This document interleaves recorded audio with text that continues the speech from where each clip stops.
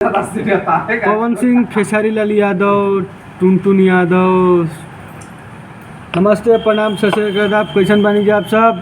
तो हम बता दिया चाहते नहीं भैया, पवन सिंह के वो गाना आइल बा आरा छपरा बलिया, वो गाना के अब का कहा वो गाना के बारे में, खाली आरा छपरा बलिया गाना में कुछ बा है? कुछ भी गाने में कुछ दिख रहा है? नहीं दिख रहा है ना?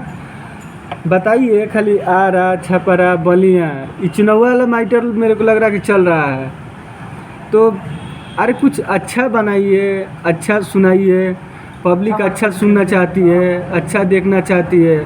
आप लोग वही आरा छपरा बलिया लाल पियर हरियर गाना बना रहे हैं आप लोग। ना वीडियो क्वालिटी है ना कुछ है। बड़े बड़े चैनल से गाना रिलीज आप लोग करवा रहे हैं, और ख़ास करके गाना ट्रेंडिंग में लोग क्या देख के चला रहे हैं गाने को।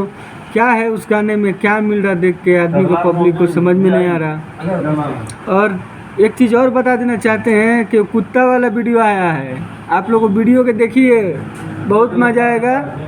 और मेरे चैनल को लाइक कीजिए, शेयर कीजिए, सब्सक्राइब कीजिए।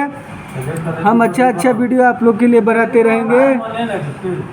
नमस्कार, आदाब, सत श्री अकाल भैया। जय भोजपुरी, जय बिहार। लगे रहिए।